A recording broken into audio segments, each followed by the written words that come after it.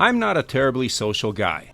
Generally, I ride alone and I like my gatherings small. Family or a few close friends is just fine with me. So I almost never go to the big festivals and rallies as I find them a bit overwhelming. And when I decided to go to the Harley Davidson homecoming, this is basically a birthday bash celebration weekend that the company holds in Milwaukee every year, I wasn't sure if I'd enjoy it. But after attending the event, getting to ride a CVO Road Glide for the weekend, checking out the Product Development Center, Harley Museum, powertrain operations, having a tour of the original factory, and topping all that off with a concert headlined by Chris Stapleton, I came away pretty impressed. This is a well-organized event, and having also attended Daytona Bike Week once, I can tell you that I prefer homecoming. Now, all credit to Harley Davidson for inviting me out. YouTube is not my job, but a side hustle which accounts for relatively little of my overall earnings, and that gives me latitude to say what I really think. I'm not saying that full-time YouTubers are less than truthful about the products they review or the companies they interact with, but I often wonder what the line is between being an objective journalist, which is essentially what YouTube motorcycle testers are, and a cheerleader and brand ambassador, which is what a lot of influencers become. Once your livelihood depends on access to products and events of a certain company, are you really that objective? And again, credit to Harley because I've talked a lot of smack on this channel about the decisions of Harley corporate and the prices of the bikes. So inviting me out to meet the engineers and folks who actually build these motorcycles as well as tour the museums shows a lot of confidence in their products and event. What secrets were shared with me at the infamous Product Development Center? Stay tuned. And as always, if you're enjoying the content, please consider subscribing to the channel, liking the video, and sharing it with friends.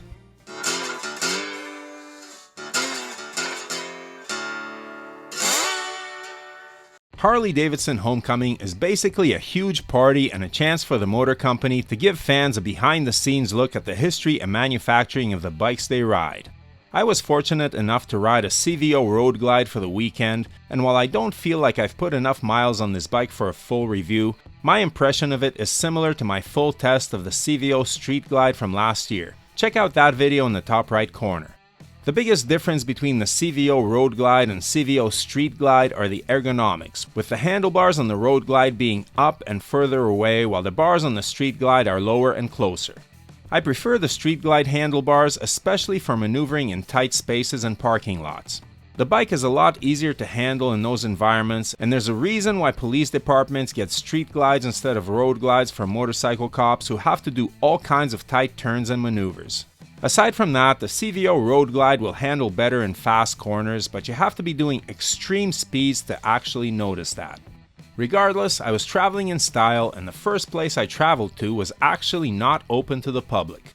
This was the infamous Product Development Center, Harley's ultra-secret design space where future products as far as 2035 are under development.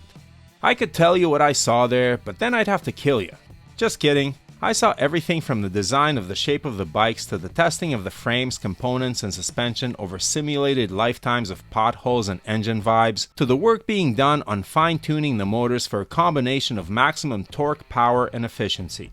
I was particularly impressed after talking to the engineers who have run through endless combinations and permutations of parts and maps on the dyno in order to dial in the Screaming Eagle Stage 1 through 4 kits and maintain efficiency. As one of the guys told me, any hack can run a rich mixture and make a bike feel great. It takes a lot more work, talent, specialized expertise, and testing to make the engine into a rip-snorting monster while still keeping the bike drivable and delivering good fuel economy. I only ever put a Stage 1 on my old Sportster Roadster, but this behind-the-scenes peek gave me a new respect for how much work goes into the design of every facet of the product. Likewise for suspensions and the robustness of the components. Harleys are heavy and they vibrate, and a lifetime of that treatment puts a tremendous amount of pressure on every part of the bike.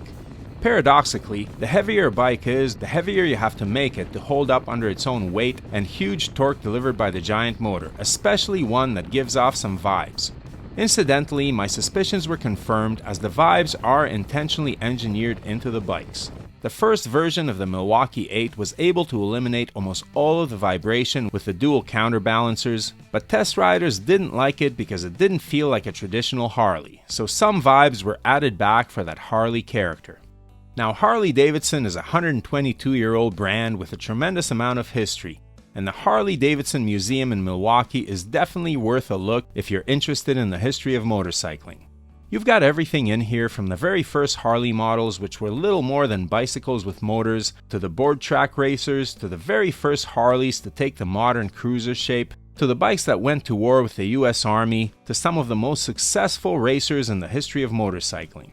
I even got a look behind the scenes at the bikes not on display, as well as the huge haul of records. Did you know that Harley keeps every document they put out? I was looking at the grading cards of some of the mechanics who came back from World War II and went to work for the motor company. You can really nerd out back there. Another thing to do during homecoming is a tour of powertrain operations, where you can visit the factory that builds the engines and talk to some of the people who actually put them together. Getting a sneak peek at the manufacturing process and how raw materials become precision engineered parts was a pretty cool experience.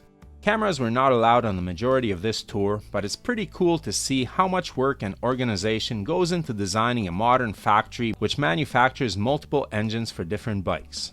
My last visit before the big concert finale was to the Harley Davidson headquarters on Juneau Avenue in Milwaukee. This is the site of the original factory, and the tour there is another interesting experience. If you're arriving on a bike, the round motorcycle parking out front is a cool feature. In the summer there are concerts held there which you can take in while you hang beside your bike. But I'm a nerd, and as much as I like to check out the technical and historical aspects of the motor company, most people come for the party. And a cool party it is, set in Veterans Park on Milwaukee's beautiful waterfront on the shores of Lake Michigan. And I have to add that I was impressed by Milwaukee as a city. It was clean, well maintained, and not very trafficked, even on a weekend where there were several large conferences. Veterans Park is a large space with room for 2 separate stages and a multi-band lineup throughout Friday and Saturday. Unfortunately, Friday evening's concert was cancelled due to a tornado warning, but Saturday was the day I was looking forward to the most, as the closer was Chris Stapleton. The whole place is surrounded by food trucks, and we enjoyed a motocross jumping show before the main concert began. Fortunately, my 1-year-old goes to bed at 10 or 11 p.m. and sleeps in till 9 or 10 the next morning. I know, we're lucky parents. So we were able to stay up for Chris Stapleton, who, in my opinion, is the best male vocalist in the world right now. Between his awesome voice and his soul, he reminds me of a young Burton Cummings. And unlike many artists who sound amazing on records and crappy live, Chris sounded better in concert than he does on his recorded songs. Hard to believe. What an artist, and what a first concert experience for my daughter. She was transfixed. I even got a concert t-shirt, and I can't remember the last time I did that. And so, as a red moon rose over the lake and we made our way back to our hotel, I reflected back on the weekend. Yes, I am often critical of the decisions made by the Harley front office, the focus on aging customers, the constant pruning of more reasonably priced bikes from the lineup, or the lack of entry-level motorcycles to attract younger riders, and I will continue to voice my concerns. But that is precisely because I like the brand and the bikes, and I've always maintained that I want to see the company succeed. It's popular to trash the Moco in the comment sections of videos, but the folks who do that haven't spoken to the engineers who spend countless hours dialing in these huge air-cooled motors to produce modern power and pass emissions at the same time. They don't hear the pride in the voices of the designers who shape and style the fairings to fractions of a millimeter, or the archivist who nerds out on every obscure 80-year-old document detailing his company's rich heritage. And they don't see the folks whose livelihoods depend on the survival of American manufacturing, many of whom ride their bikes to work. Did we have a good time at Harley Homecoming 2025? Hell yeah! If you're a motorcyclist, it's worth a visit whether you ride a Harley or another brand. There's something to enjoy for everyone. As I said, I've liked it better than Daytona Bike Week, although I've never been to Sturgis. I'll have to check that out next to compare. Pipe in with your opinions on the best motorcycle festivals in the comments below. So the summer continues, and I have a few Harleys as well as other motorcycles I'm testing for the channel. Stay tuned for that. Thanks for watching, ride safe, check out some of these other videos you might enjoy, and may the spokes be with you.